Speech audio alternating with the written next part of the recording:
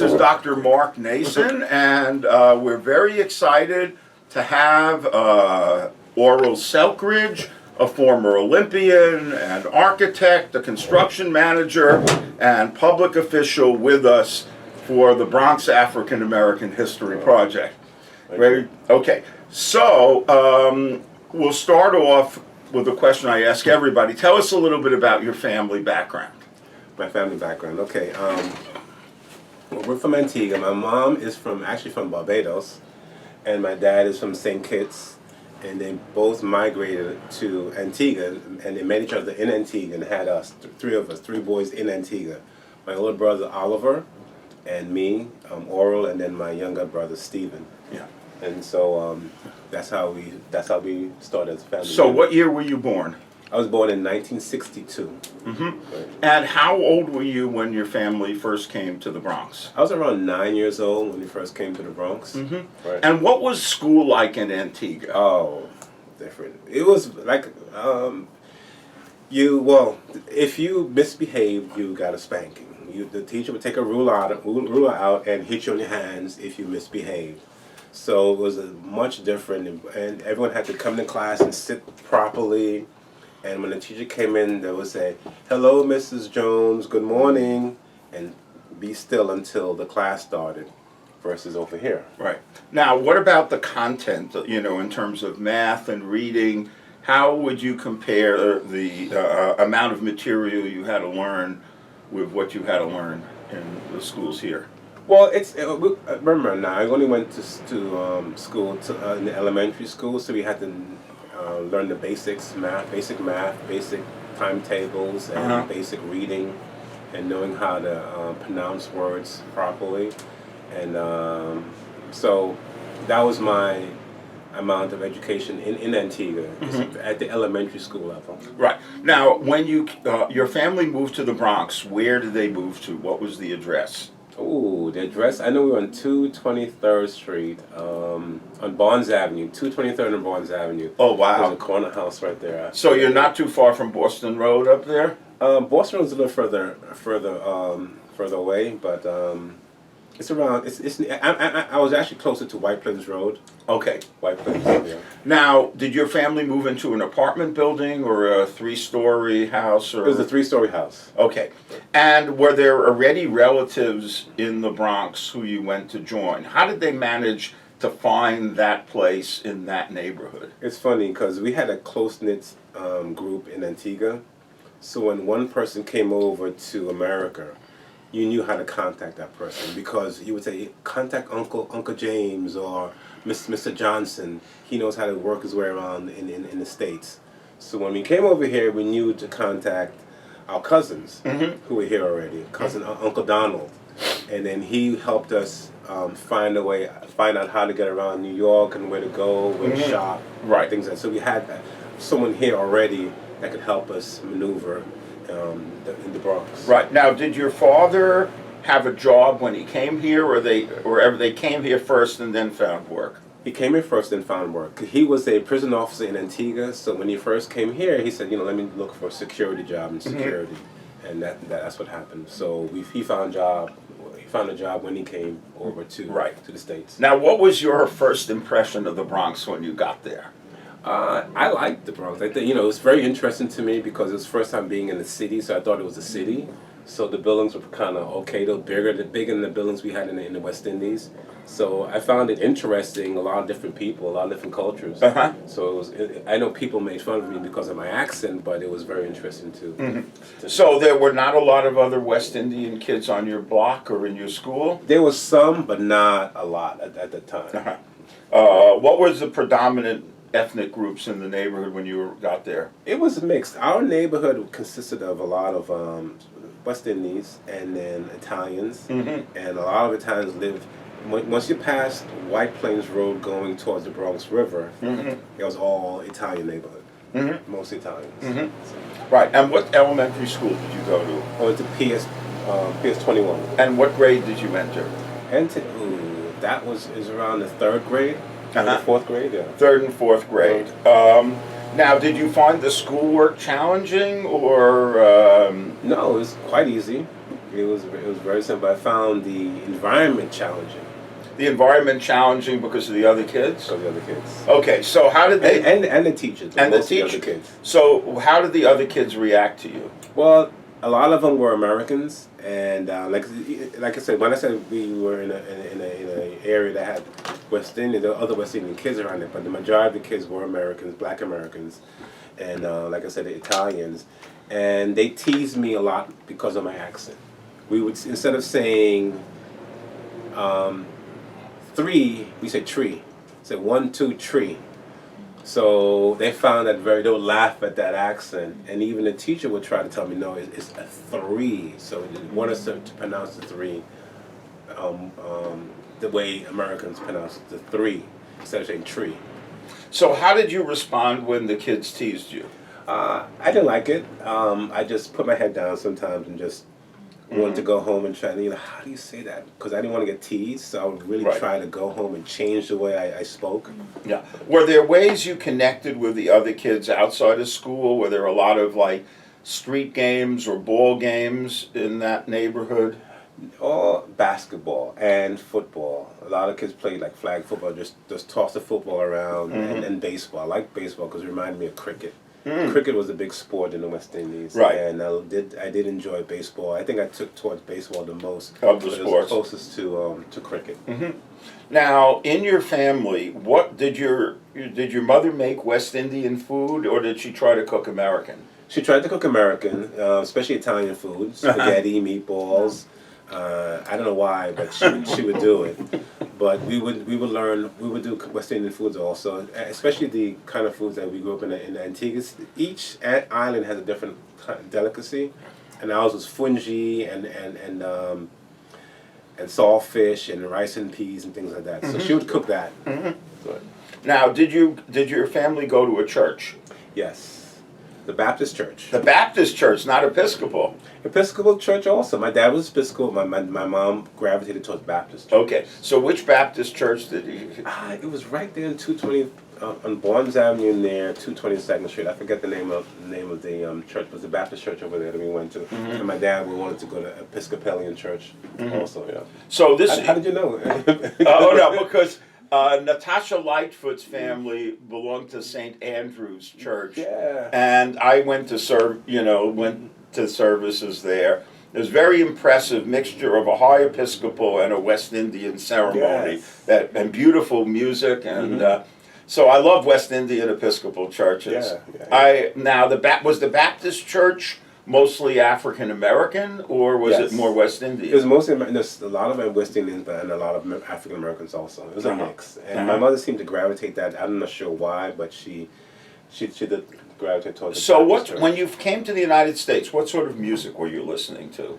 Oh, I didn't really take too much music in the beginning, but after a while, I started hanging out with one of my friends from the West Indies, Leon, and he was into jazz, even at a young age. Wow. And I started listening to jazz growing up. I started enjoying jazz and also just R&B, regular R&B music, Michael Jackson, things like that. And especially I love Michael Jackson, Stevie Wonder. I remember now. So this is the mid-70s. Yeah. I'm flashing back now. Yeah. Okay, now, so what junior high did you go to? Junior high school, Olinville Junior High. Olinville Junior High School. See, you hear my accent now a little bit. Olinville Junior High School on Barnes Avenue near 213th. Okay, yeah. And what was that like? That was interesting. Olinville Junior High School is very interesting. That was when I started to, I guess, come of age, when I started to learn who I was. And I guess you could put it at a time when I started to wake up. That's what I call it now. When I started to realize that, you started getting involved with more things that were happening on the street or in school. You started gravitating towards whether you're going to go into drug dealing, joining gangs. So all of that, by the time you were in junior high school, the drugs and the gangs were visible. Yeah, it started coming up, yeah. So you entered as a 7th grader or a 6th grader into junior high? I think it was 7th grade. 7th grade. Yeah. And there were already gangs in the school. Yeah, that's when you started seeing gangs. Were there any particular names of gangs up there, or was more just very local? Just very local gangs. You know, group of guys who would just hang out together, getting involved with some mischief in the area. That's when it started getting very interesting. Especially it started when you're 7th, 8th, and 9th grade. And then 9th grade is when it really started getting because I guess you're getting older now, and you're trying to find your way. And if you're in a household that's not together, single mother households. So what year did your father leave? I think he left when we were around in the 5th grade or 6th grade. He left around that time, and we started seeing my dad less and less around that age. So by junior high school, it was just us and my mom, and by that time, I think. Was Barbara born yet? No, my sister wasn't born yet, but just us the 3 boys and my mom. Right. And was that difficult for you, your father leaving? It was difficult for all of us. I think my older brother took it the hardest. He took it the hardest, and it was difficult because we didn't have a father figure to look up to. And my mother worked all the time because she was a nurse's aide. Oh, she was a nurse's aide. Okay. So she was hardly ever home. I was the one who took over the leadership role in the family. Were you the oldest? I was the middle boy. Middle boy. Because my older brother didn't want to get involved with a lot. He just wanted. He's more of a loner or an introvert. So I was more of between an introvert and more of an extrovert. So I would get more involved with things going around the house, fixing things and getting things done, and talking with my mom all the time. So I was more of the one who interacted with my mother, whether she's up or down. I interacted with my mom the most. So when you went to junior high school, were there starting to be outdoor hip hop jams, or was this a little later? It started a little bit later. I don't think it started at that time. Maybe there was some. Yeah, there may have been some rapping, but not big yet. Not. It started getting bigger after the 9th grade in high school. You're in high school. That's now, at what point did you start having to fight a lot? Since elementary. So you were fighting in elementary school too? Yeah, because even in elementary school, you had kids who teased you, who, when you walk by, and said, "Go back to the banana boat," hit you in the back of the head. In high school, junior high school got worse. In high school, it was really bad. So we'll get into those scuffles here and there. I won most of my fights because I knew how to fight. My dad taught me how to. He taught you how to box. Taught me how to box. Taught me how to take care of myself, and taught me how not to be afraid of anyone, no matter what size they were. Right. Just not to be afraid. So. Now, in terms of the academics in junior high, was it was it such a difficult social atmosphere that it was hard to concentrate on school? Absolutely. We would have. I mean, it was bad. I remember we had a teacher. I don't want to mention his name, but I do remember his name, who really did not take well to the class. He didn't really want to interact with us at all. He would come in, take a newspaper, open a newspaper, say everything's on the board, and for the rest of the class you'd read his newspaper until the bell rang. So you were that would teach on your own, no real instruction? No real instruction. He would just give you, pass you, and just let you go along. So people would pass through grades by grade, not knowing how to read, not knowing how to do math. It was really terrible. I mean, it was. Academically, it was a disastrous institution. Disaster. It was a disaster. Were there any teachers who took an interest in the students who tried to mentor them? There were a few. I remember Miss One, an English teacher. She tried to mentor us, teach us, and help us. She taught us, listen, try to read a newspaper every day. But sometimes the classroom was so hectic, and the teachers couldn't relate to the students. I don't really think they could. I left my phone on. Yeah. But they couldn't really relate to us. So I think it was very difficult for them to work with us. Yeah. Now, were there any sports or arts programs in the junior high? No, there were no arts or sports programs in junior high. Wow. No. So it was a disaster. It was a disaster. I love to draw. I was drawing since I was a child, and so my art was just me drawing, and I would sit in the back of the class, all the commotion going on, and just sketch the teachers, sketch what's going on, sketch what's in my head, Wow. just sketch, and they wouldn't say anything to you. It wouldn't help say, Oral, pay attention. Sometimes they would, and just mark you up, say, Oral, go to the dean. Not really help, not really try to give any guidance. So there was nobody who saw your talent and tried to direct you? No, not until much later, but we'll get to Yeah. that later. So how did you end up going to Manhattan Vocational? Okay, here's the thing. So I took some exams to go to schools, and I did well on the I guess the art part, but not well on the exams at all. And so Manhattan Vocational Technical High School, it's not a high school, it's a vocational school. So I had a dean or a guidance counselor who knew of me, and I don't know if she liked me or not, but she said, why don't you try to go and learn a vocation. And here's a really good school, Manhattan Vocational Technical High School. Apply there. I'm sure you'll get in because the requirements aren't that high, because it's a vocational school. And I went home and I spoke to my mother about it, but she did not know anything about school, again, because she was new over here as a nurse's aide. She didn't really know what guidance to give me about what high schools to go to.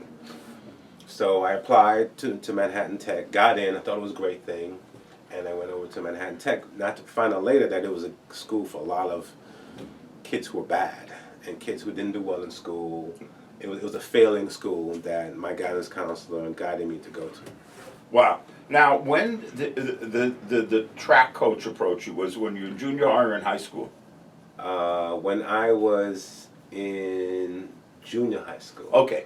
So where was this group running where they saw you? In the park. Pier 21, Onerville Park, Bronx Park, any park.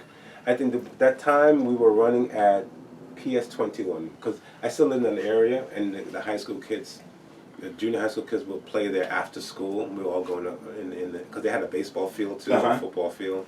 So we would go in there and we would run, and that's when he saw me running, and I beat the guys on the track team in junior high school. So the coach approached me, grabbed me, took me to my mother and said, "Listen, this guy has to be on the track team. He has a lot of talent." But my mother is not from here. So he's telling my mother he's going to take me to Philadelphia, to Boston, to Florida. The first thing my mother says is, "Get out of the house. Get out of the house," in a West Indian accent. And don't come back. So I didn't run track. Wow. Yeah. So here you are, you basically like running a gauntlet in junior high. Yeah. When did you almost join a gang? Was that in junior high or high school? That was near the end of junior high school, and again in high school. Oh, so which gang approached you in junior high? I forget what it was. Just a local gang because I could fight. This is what happened. One kid wanted to stab me. Right, so I had my book bag on. We still have book bags. So he went to stab me like this. I turned my book bag. He stabbed my bag, and then I turned and he was out. And people saw that and said, and approached me. "Listen, you join our gang, man. You could fight, man. You could fight. Just join, man. You could fight." And because my dad was a prison officer in Antigua, I knew I would get in trouble joining a gang. Now were these African American kids, Puerto Rican kids, African American. So they were Afro American kids who asked you to join the gang. Yeah, and there was some West Indian kids, but a lot of it was African American kids. Yeah. Okay, so you're at Manhattan Vocational Technical, and what is that like? I enjoyed Manhattan Vocational Technical High School actually because you take the first part of your, I guess in the 9th grade. You learn to take a shop class where you can learn a trade, carpentry, mechanics, fixing cars, refrigeration, electrical stuff.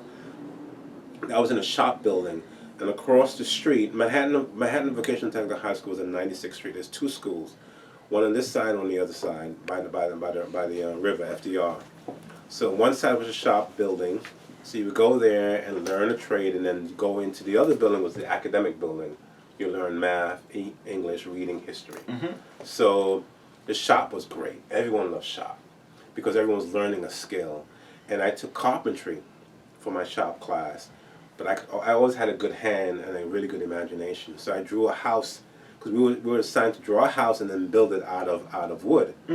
So I designed this really interesting house, and then that's when the shop professor noticed my drafting skills. I've never taken a drafting class before, but I knew how to use a straight edge, and started drawing my house up. And he said, "Who taught you that?" I said, "I don't know, just use it to get straight lines."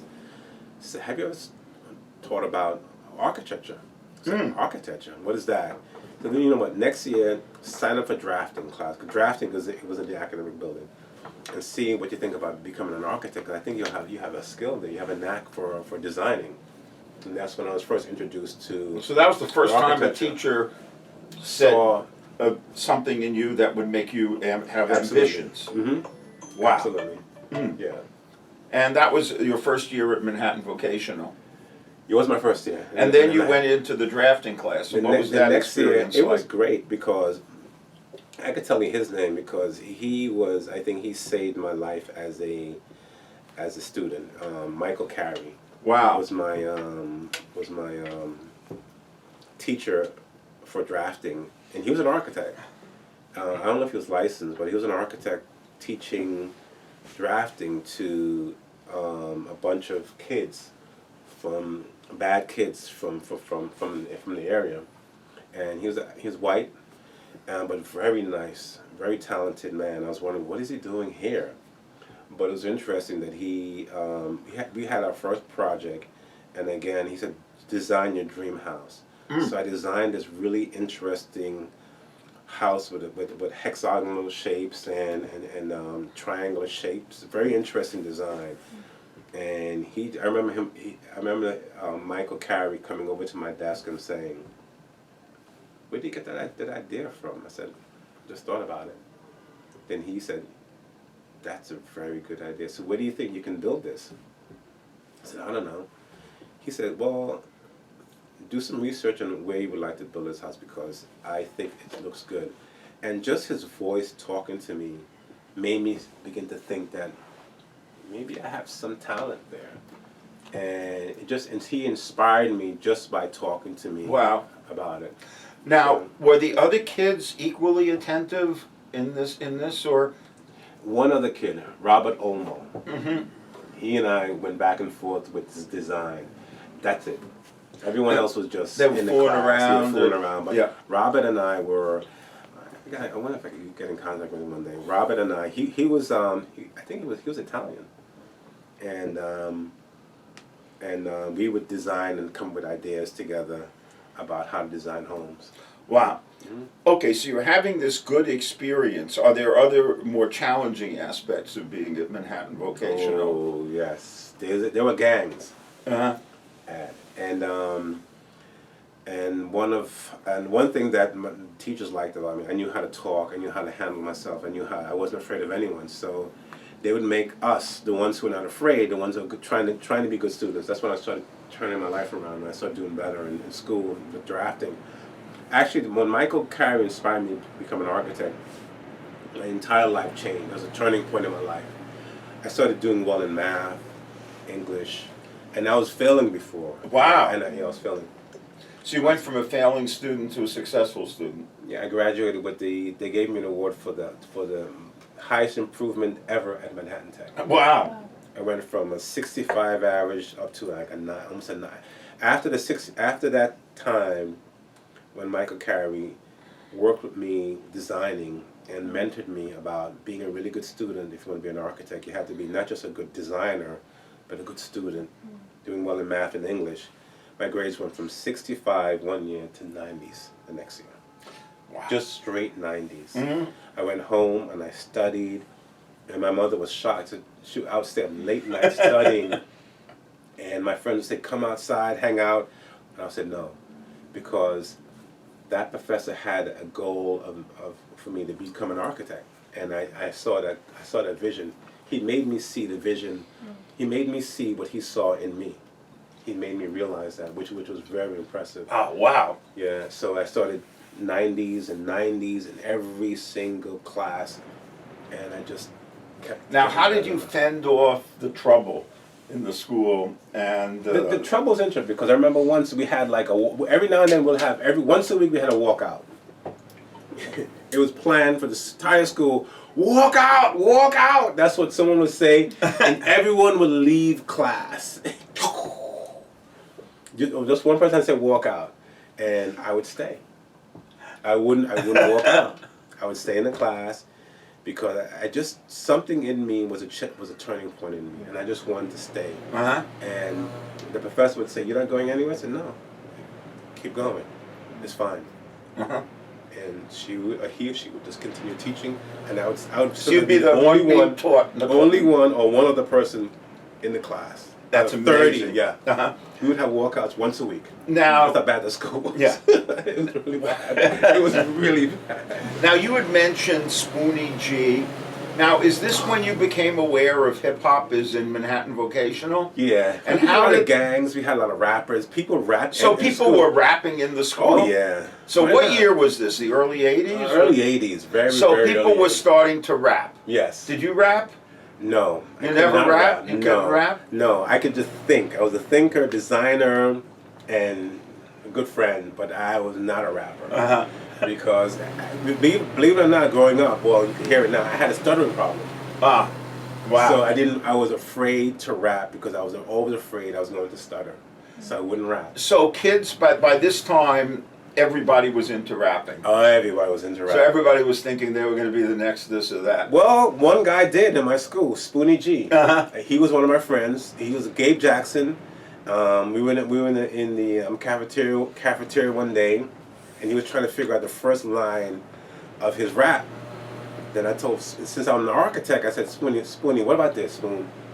He called him Spoon. From the north, from the south, from the east, from the west, go off, Spoonie G, go off, yes, yo, to the beat. He said, that's it. We're good. And he put that in his line. That's great. For his first rap. And a couple months later, he was driving down the street in his car and said, Oral, you're O. They call me O in school. Oh, got it, man, I got it. So I was happy for him. And that's how I continued. Now, were there starting to be like hip hop events in your neighborhood? Oh yeah. The Valley. Oh, the Valley, right. The Valley was a big place we would meet at Heffen Park. Yeah, Heffen Park. Yeah, Hathen's Park. You called it Heffen, yeah. Yeah, Hathen's Park in the Bronx. That was a big time. Because I knew a lot of the rappers. Big Head Flash. Name some of the people from that time from the North Bronx. Africa Bambaataa. Did Africa Bambaataa came up to the Valley? Yeah, Big Head Flash. Big Head Flash? Flash. Okay. Red Alert.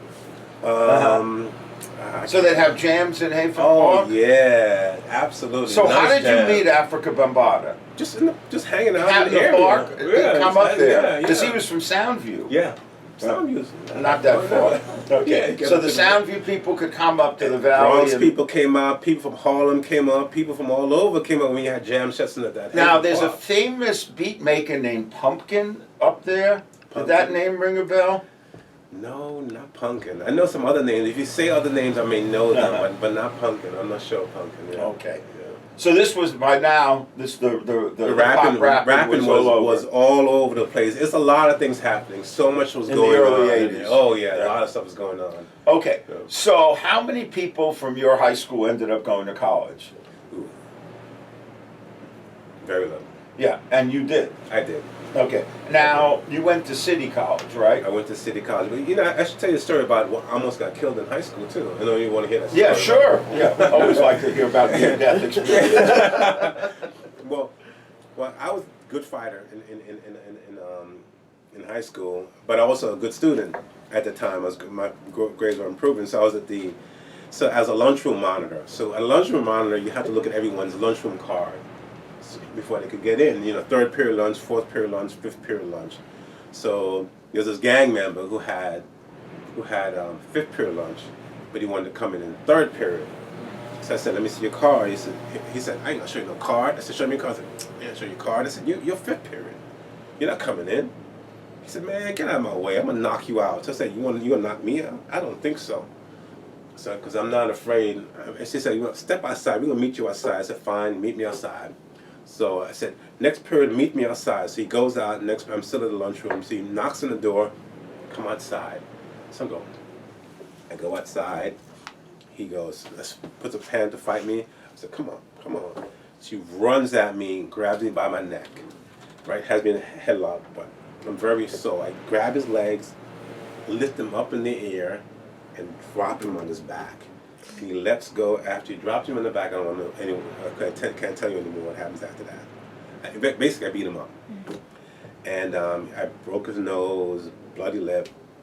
And the next day he comes out. And my friend Carlton goes outside, hears him talking about, he has a gun. He says, yo, when that guy come out there, he's telling one of his friend, one of the other school guys, tell that kid to come out, tell that kid to come out. And Carlton sees him with a gun. Carlton runs back in and says, oh, don't go out. The guy's going to call you, come out, don't go out. Someone's here to shoot you. So I'm scared now. So Carlton gets on his phone and calls his brother a drug dealer in Harlem. Big, older guy. Yeah. They come and they surround the other younger guys and go, what's up? And they all drop. They said, give me everything. And he said, call your friend out. So I come out. He said he wants to shoot you, but he ain't gonna shoot you. Why don't you fight again? So I said, okay, let's fight again. He just want nothing to do with me. He just want nothing to do with me. So he goes, no. So the other guy said, so you're gonna squash it? So Carlton's brother said, so you're gonna squash it? So I'm gonna squash it. So now after that, the next day he comes to me, yo, join my gang. You're a good fighter, man. You're a good fighter, man. You can fight. I'm not gonna join any gang. And then he tries to be my friend, but I don't like him. So I'm not gonna be his friend. Aaron knows me too. And if I don't like you, I don't like you. I'm not gonna be your friend.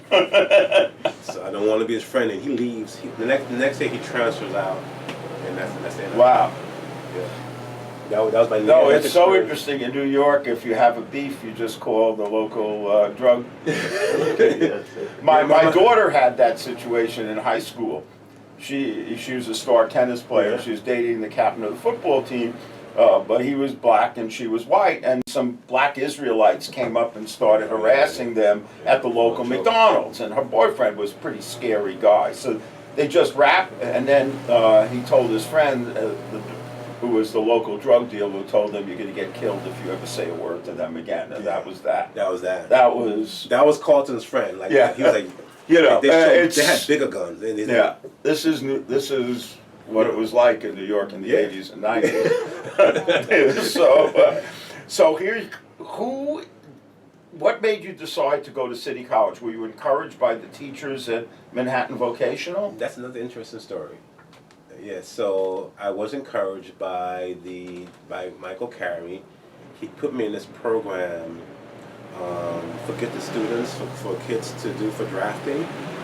And what they do is they hook you up with an architectural firm to learn what it is to be an architect. Wow. And he also got me into the Cooper Union program at Cooper Union. So he got me into 2 programs. And since I was a good drafter, designer, artist, Cooper Union actually wanted me to go to their school. I actually got into Cooper Union. Which is a great school. With my portfolio, I got into Cooper Union.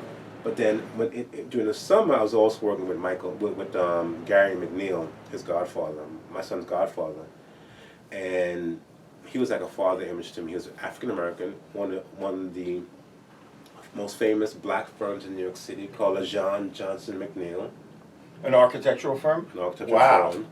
And I was a high school student at the time, and I did everything. I wanted to be an architect, so he would say, clean the floor. I not only clean the floor, the walls, the windows, the ceilings. He would come in like, who did this? I said, I did. And he said, listen, go here, run an errand for me.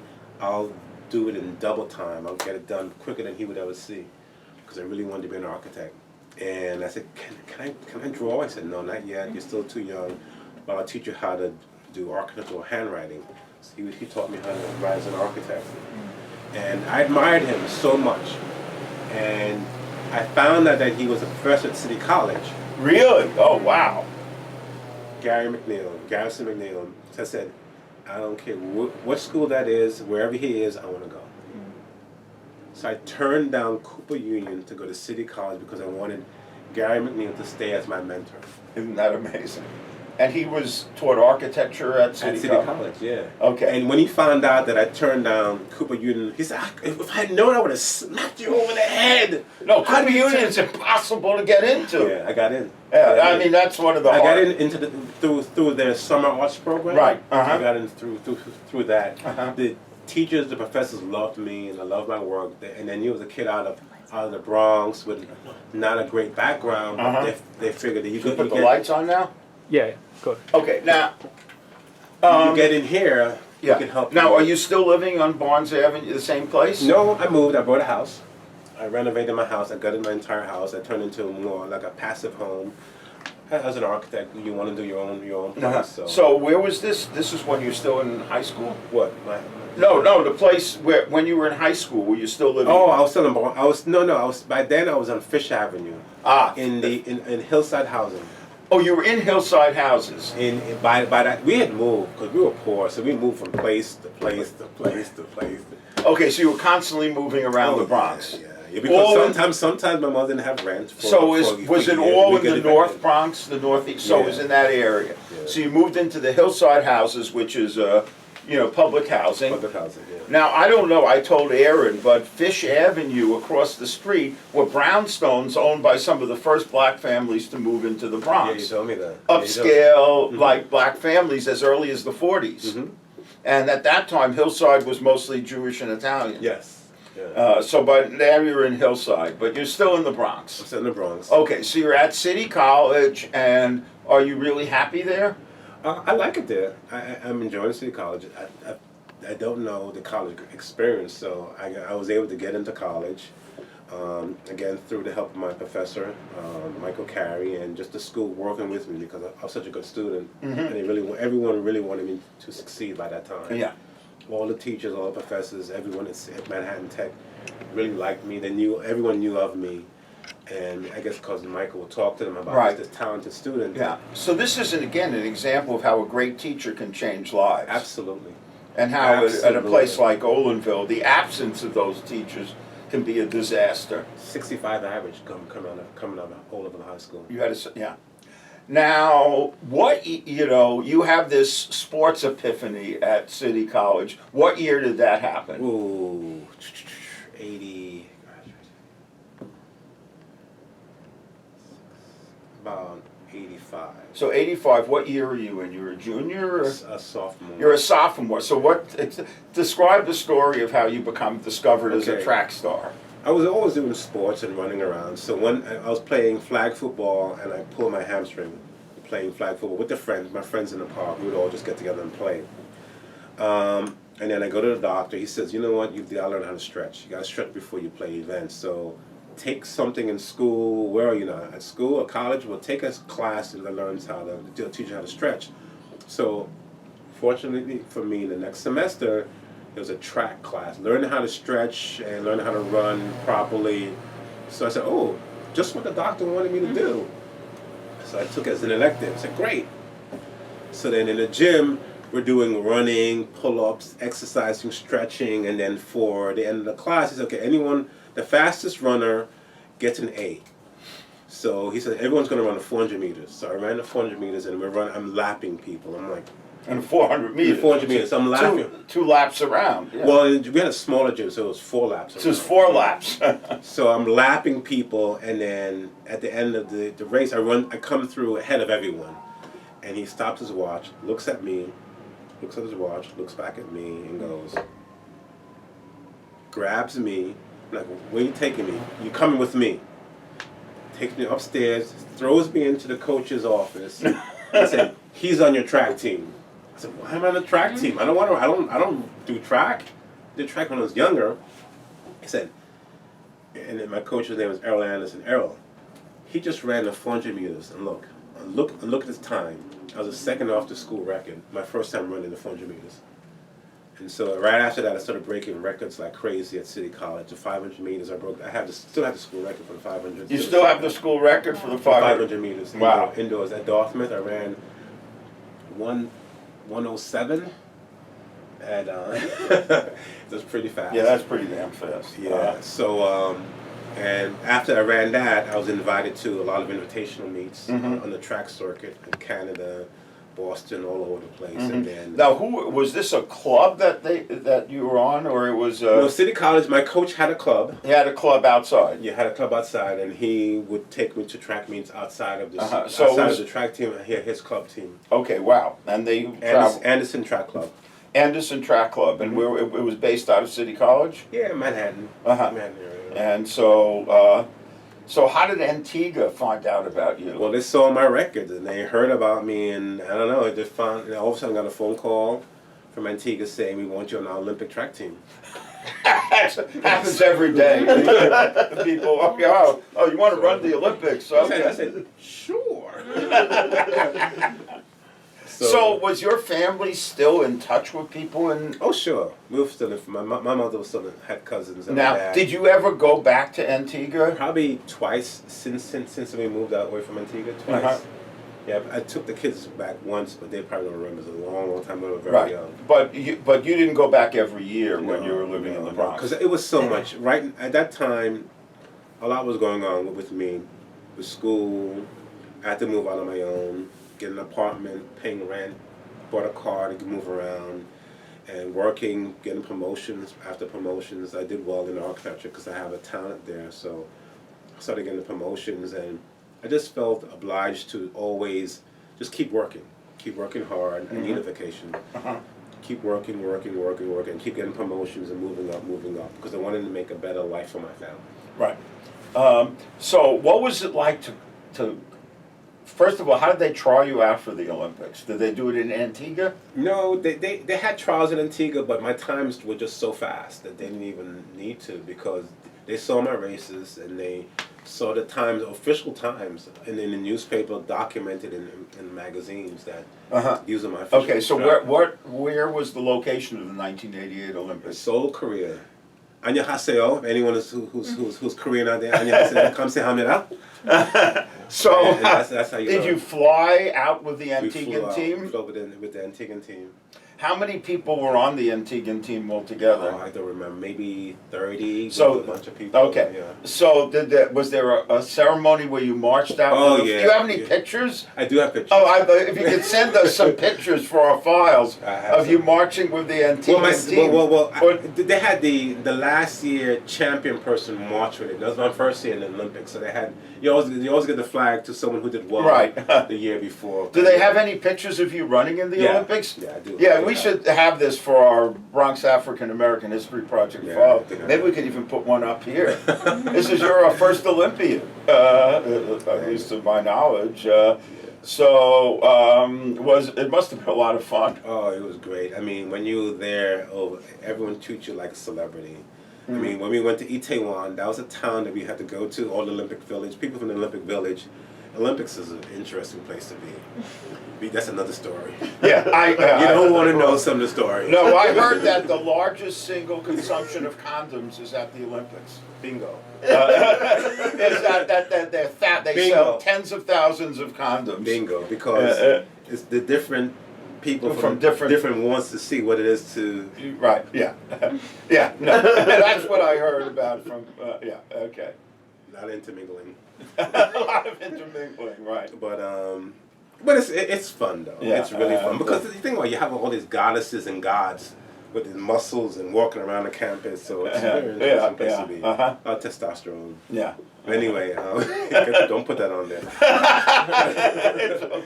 So it was very interesting. It was wonderful. I mean, when you went into town, Itaewon, Olympian! Everyone runs up to you and they make a line of 100. I'm just kidding, maybe less, but a lot of kids, adults, wanting you just to sign my back, sign my head, sign this, sign that, just sign anywhere, sign my shoes, just any signature from Olympian they wanted to, they wanted you to sign. Wow. I was signing. You felt famous. It was Wow. and everyone was so welcoming. Now, were you still in college then? I just graduated. You just graduated, Mhm. and which firm did you take a job with after you graduated? I stayed with the original firm, Gary McNeil, the Johnson McNeil. Uh-huh. He kept me on board because I was a good architect, Uh-huh. and he started giving me promotion, putting me in charge of projects. Mm-hmm. It was good. And how you many know, years did you stay at that Oh, firm? very long. From remember I started working for him since the 11th grade in high school. Mm-hmm. So all the way through when I graduated, I stayed with him another maybe 3 years. So Mhm. I don't know. Now, did you? 4, 5, 6, 7, 8, 9, maybe 10 years. Right, and when did you decide to get a master's degree? Oh, later on, so I moved around a lot, and I became a deputy director at Transit, and they offered a master's degree program from NYU for some of the more talented staff members. So I signed up for it. I got into the program, and they actually paid for my. Now, paid this for was it. you were the transit Transit department? Authority. Uh-huh. New York City Transit Authority. Yeah, so you were involved in planning construction projects for city agencies. Yeah. Uh-huh. Yeah. I went from private to city to private to city. I moved around a lot because, you know, I hate to say this, I don't know, but as an African American, sometimes it's not easy to get promotions. It's not. You know, it's the sad part about it is it's hard because I don't know what. There's a lot of reasons behind it, but that's another story. So many times for us to move around as professionals, we have to change jobs because sometimes when you become this technical expert and you're black, they tend to put you in that corner where you're just doing all of the major details because you're the technical expert. And let's say you want to be a director, and like, well, you know, hanging there, Oral, we'll give it to you, and then you just have to, okay, you know what? I've been waiting for 2 years now. Do your resume, start saying it out, and when you go somewhere else and say, I'm looking for a director position, sure, we'll hire you. You get the promotion there, and then again, you're stuck there. You're in this unit, and you're the director there. I want to move up to commissioner. Well, you know, so you have to apply. You have to move around a lot. In order to get promotions, you have to move around a lot. Right. And that's what I did. That's how I felt. That's how my industry was to me. As an African American, talented architect, to get promotions, you have to move from firm to agency to agency. That's how I felt about it. Right. Now, in terms of your living situation, did you stay within the Bronx or did you move to other I like the Bronx, and I stayed in the Bronx because for a while my mother was sick. We were going to move out. We were going to move to New Jersey or further upstate, but I didn't want to leave my mother because she's done so much for us, especially for me growing up. And she took ill at one point, and she wanted to stay close. My mother loves the Bronx. So I said, you know what? Let me buy a home in the Bronx where my mother's from. She's familiar with the Bronx. She can get around in the Bronx. So we stayed. That's the reason why we stayed in the Bronx. And so you bought a private home? I bought a private home in the Bronx. In which neighborhood? On Fish Avenue. On Fish Avenue, okay. By Boston Road, but it's a private house further up in Boston Road between Allerton, between Allerton and Mace, right there. And that's the house that I renovated. Are you still there? I'm still there. Oh wow! Is that the house you grew up in? Yeah. Wow. Yeah. He grew up with us when we were in an apartment building. Apartment too, yeah. And then we moved from the apartment building to the house. Over on Richardson Avenue. Richardson Last stop Avenue, on the yeah. 2 train. Yeah. That's around the time when he was born. That's around the time my mother started getting ill, and she was getting worse and worse. So then I decided to buy a house so she could move in and stay with us. So I could take care Moved of when I was in high Yeah. school. Yeah. So I've now a somewhat different question. How has the Bronx changed since you first moved there, or has it?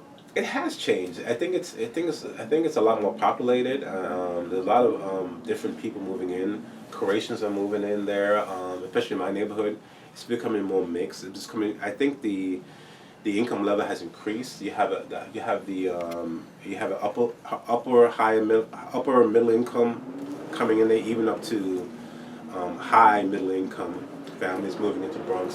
So you see what's happened to other boroughs in New York happening here. I see with it happening. Higher income people moving Yes, in. the Bronx Neck area around where we live, definitely. I guess you would call it the Pelham Gardens area. The Pelham Gardens area, I really definitely see a change in the neighborhood, and I see people with higher incomes moving into that. It's the next Queens, type of area. And so your house values are going up? A lot. They just double. It went from 280 and then now at 570. Okay. Now, in terms of how is the Bronx as a place to bring up children? I think it's great. I think it's fantastic. You have Pelham, especially in the northeast Bronx. Right. Because you have Pelham Parkway Yeah. over there. You also can get to Van Cortlandt Park, not too far. And you have a lot of shopping. By Corp City, they're building a shopping center over there. Yeah. You have Starbucks there now. The movie theater is there now. There's a the Bally's. The exercise place. Fitness place. The fitness place there. So that entire area is changing, and people are noticing it, and people are moving in. Now, you look in good shape. Do you exercise, or it's just you do it without any work? People hate that. Tell the truth. It just naturally fit. It's genetics. It's genetics. Okay. I can eat. I mean, if I do just a couple push-ups, I get okay. big. Right. All I have to do, people look at me like, and my wife doesn't like me for that because women still look at me and she's like, "Stop looking at my husband," because I'm fit for my age. I mean, I'm 56, and people look at me at my job. I mean, one guy we were in the site walking through a job site, and I talk young too. My son told me I talk and I act young. So we walk into a job site, and he was telling me about this and that and that. And I said, well, not really. He said, well, you're young. You're too young to know. I've been doing this for a long time. You're probably, 10 years younger than me. I said, I'm older than you. And he said, no. I said, listen. I said, how old are you? He said, I'm 49. I said, I'm 56. He stopped talking, didn't have anything to say anymore. He just turned 49, so he was 48, so he just I was almost 10 years old. Yeah. Now, which city agency are you working for now? Right now I'm working for DDC, New York City Department of Design and Construction. Oh, wow. Yeah, I worked for Transit. I worked for New York City Transit at one point, and I worked for New York City School Construction Authority. I also worked for HHC, New York City Health and Hospitals. Right, wow. And now I work for New York City Department of Design and Construction. And you're also on the local community board. I'm on the community board. Yeah, I'm on the land use. I'm the land use co-chair. Right. A lot of things come before me to get approval for building or not building. Yeah. So that's a huge position. The land use was whenever there's a new project. Yeah, they have to go through us for approval. And Vice President NYCOBA. And Vice President. I was Vice President of NYCOBA. NYCOBA is National Organization of Minority Architects and the New York City Coalition of Architects. So it's pretty cool. Pretty great. Cool. We get to influence a lot of kids. We go to schools and teach young kids about what it means to be an architect, a black architect, a minority architect, a Latino. We're even getting to being a woman architect. Right. What it means to be a woman architect, no matter what, because women have a lot of challenges, I think. White, black, Chinese, whatever, women go through more challenges than many people believe or want to know, even with all these things about getting harassed in the job. I think women go through a lot, and then we, as a group, as an organization, we're looking at these issues also. Oh, that's great. Now, do you think that schools in the Bronx are getting better? I think my sons were able to go to some gifted schools. They went to a lot of gifted programs. And if the schools are getting better, I don't know. My sons go to private school, but the ones I've gone to in the Bronx, I don't think they're getting better. I think some of them have gotten worse. Wow. Yeah. So there's still schools like the Olinville Junior High. Evander Child. Evander. Oh, yeah. There are 5 different schools in there. Yeah. I don't know if it's helping. I know that a lot of time now they're doing this new schools that's coming on. This private, not a private school, charter schools that seem to be doing better. When I go, because right now I also survey schools for the city. Oh, okay. You mean survey design? Survey for conditions reports, whether or not like you need falling tiles, falling roofs, failing facades. I'm in charge of the group that does the building assessment for these things. So when I walk through the schools, I do see a lot of issues still with the students and the teachers in the classrooms. Yes. No, I remember once going into Evander and 12 twice there and also at Taft High School, where the teachers couldn't control the kids. And I had to go home and say, yo! You know, in loud voice, you are gonna listen. Yeah. You know, it was because the teacher. It was sort of sad.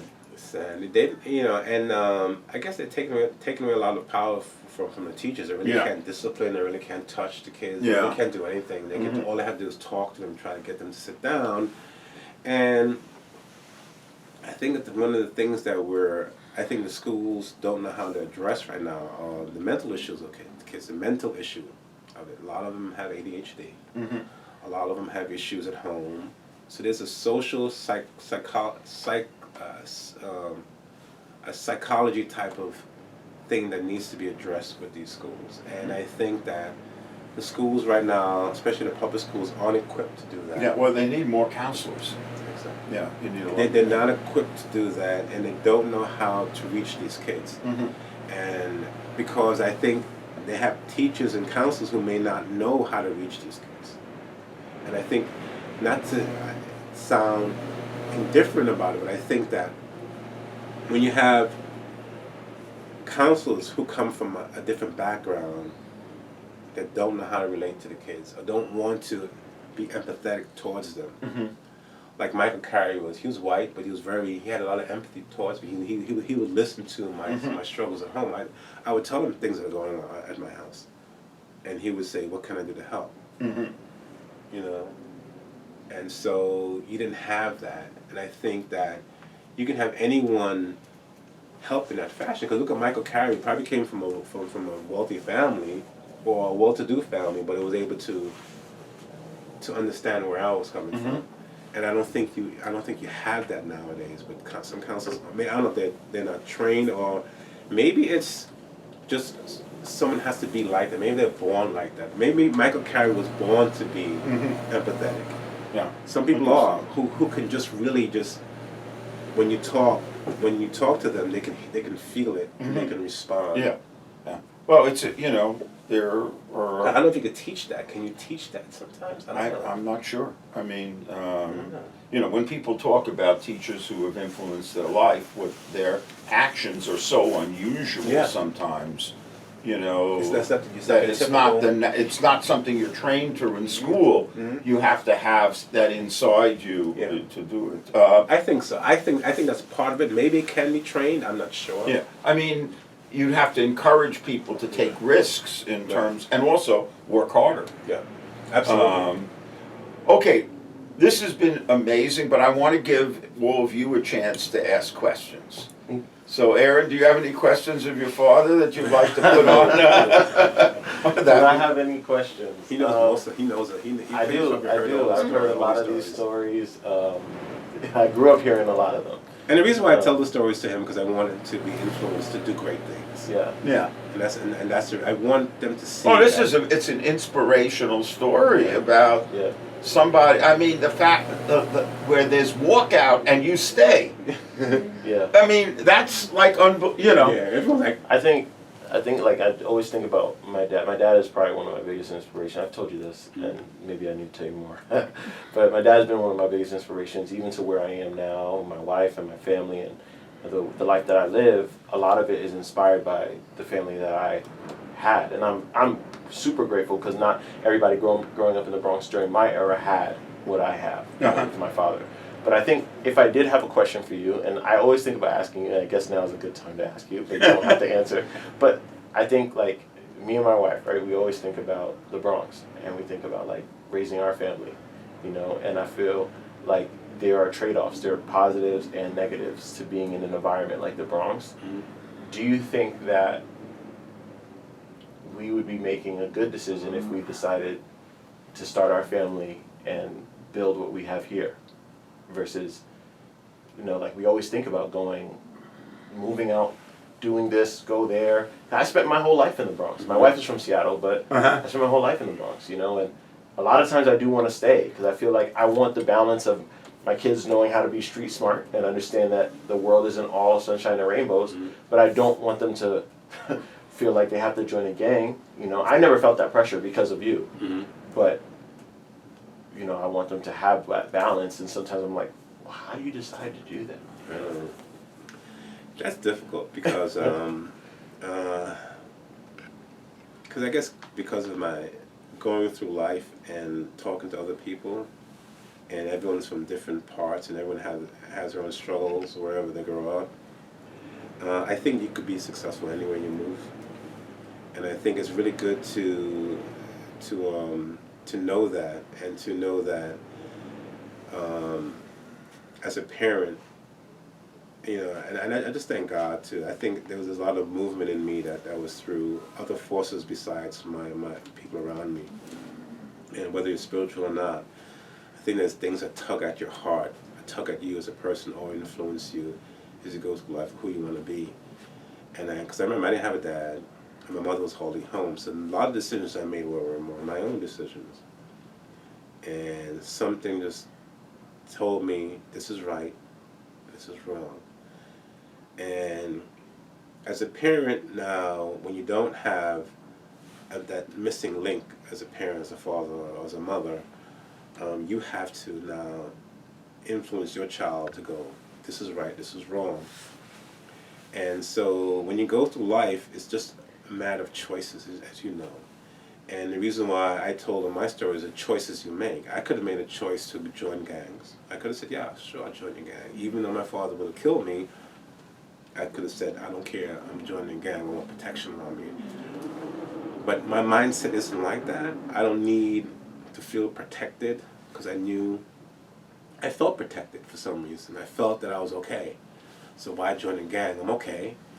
And so when you and your wife make a decision like that, I think that no matter where you go, the biggest influence you're going to have on your child is going to be you and your wife. And outside of that, other forces may come in. If you and your wife, like my dad left, my mom was hardly home, so something else had to intervene. I don't know what happened, what intervened with me. I believe in God. I believe sometimes God decides to bless you. Whatever reason He wants to bless you, maybe because I think He's a generational God, so maybe He wants to bless you through your generation. I think so. That's me. Mm-hmm. That's my belief. So, because He's blessed me with 3 wonderful boys. I have 3 wonderful boys who are doing powerful things. One wants to be a doctor. He's going to start his own business, be an engineer. Wonderful students. My younger son is going through his thing, but he's a good athlete and a very smart young man. So, I don't know. I think that something in the universe or whatever, I think if you have your mind set to do what's right, I think, and you keep that mindset. And like you said, I think you told me one time it's a mindset. When you were telling me something, it's not, you have to have a something mindset. What is it again? It's growth. Huh? Growth mindset. A growth mindset. Yeah. And I think that for some reason I had that growth mindset. And I think that you have that growth mindset now. And Isaiah has it. So it's just that influence in you. Whether it's your teacher who's been around you or people who've been around you, but once you can have a child get that growth mindset, they're going to be all right. You have to, and I believe wherever you move, once you're somehow have them develop that growth mindset, where they're not influenced by things and they not have to feel happy that someone else is happy with them, they'll be fine. Mm. And that's my opinion. So the Bronx is great, and you're right. You learn to be street smart in New York. No doubt. Yeah, I'm very happy that I brought my kids up in Brooklyn, yeah, and they learned to deal with a lot of things, even though they had advantages from having middle-class parents. Yeah. My son had to pay a backpack tax in going to junior high school, where the kids from high school swooped down and took their backpacks. Yeah. It was just like a tax, the tough kids. You know? You get street smart. So there are advantages, but sometimes people need to change just because they need to change and see things, and but it's interesting. Allie, do you have any questions? I'm thinking. I don't know. You don't have to. Yeah, not right now. What about you, No. Carlos? Maybe building on that question that Aaron had. You had the option to leave also. Yeah. And why did you mentioned your mother, but also another reason why you decided to stay in the Bronx? Well, I guess I was plugged into the Bronx. That's a good. I know what you mean. Yeah. Because I could have, and even Yeah. after that, I could have. Mhm. But I felt plugged in, Okay. and I felt that I wasn't finished here Okay. yet. Have you ever thought of running for political office? Someone has mentioned that to me, but I don't know if I want to get into that stuff. I'm not into politics. I tried. I know politicians, and I deal with them, and it's like to me, it's like almost giving up your soul. Because you have to compromise with things you're not happy with. And I don't know if I can compromise with some things that are principles on my standards right now. I don't know if I can compromise too many things. So, and I don't know if I could deal with the BS too. It's a lot. Yeah. I know Jimmy Vaca. I know all those guys, and I see what they have to go through, the things that come across the table. Some people out there that are strange. They want strange things. They want strange things to happen. They want policies to pass, and they want things to happen, like certain things to be built. That why are you building it there? And then you get a phone call from someone saying, "Listen, Oral, we're gonna give you this much money for your campaign once you back this thing." And you go, I don't know. No, not right now. Not right now. I don't think I want to run to be not. So you're like Mr. Bronx. You're a lifer, and you've done so many things. And, it's exciting. Thanks. Okay, well, if there's not anything else, No, I think I'm good. I think we're good. Well, listen, That's a good.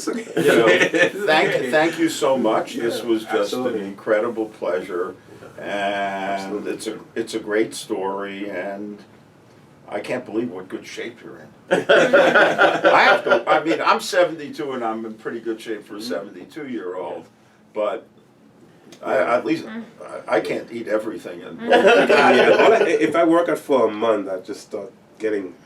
Jesus. I know. It's just it's terrible.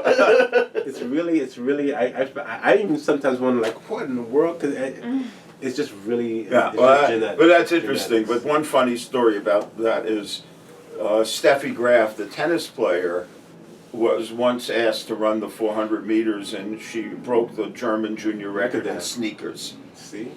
Because it was just so easy for her. Yeah. She just naturally, you look at her muscular long Yeah. legs and stuff. Carlos, you have a question? Yes, you mentioned you were going to discuss the origin of your last name, your family. Yeah. They're like three different stories. My favorite story is this one. It's what was his name? Willie Selkridge. Willie. So apparently he was the child of a slave owner in St. Kitts. I think it's St. Kitts, yeah. So apparently the Selfridges of England, I want my money, Selfridges, of England had slaves in St. Kitts. And one of the sons, very handsome man, impregnated one of the slave women and had a baby by him. And so every now and then they'll get mail that's mixed up with Selkridge. They'll put a K instead of the F. She said, let me name the child Selkridge so I could track them. Because he was very much in love with her, but the parents then denied him to being with her. And when Willie grew up, he found out about the story about but he was fair skinned, in shape, drop dead gorgeous guy. You look at him, you're like, you melt. That's what I understood. Anyone, women, whatever race you were, you look at this man, you would just melt. He was just that handsome. So, but he didn't like what happened to so he wanted to, whatever the darkest women he could find to get them to be, because he was very fair, to be black again. That's what he wanted to do. So he would go to different, because he was a sea merchant, Merchant seaman? Merchant seaman, go around from port to port to port to port to port. And at the end of the day, he had 50 children, 50 or 60 children, something like that. He was so handsome that he was like striking. From one end, said strikingly handsome. That's what I heard. So that's how the Selkridges Now, so it's a made up name from the Selkridges to right. Selkridge. So, wow. Now, That's one of the stories. now, Natasha, when she sent me this long email, says you have a younger brother named Terrence. Probably it sounds to me. I have so many. Selkridge, he has. Okay, who lives in the Bronx and is a locksmith.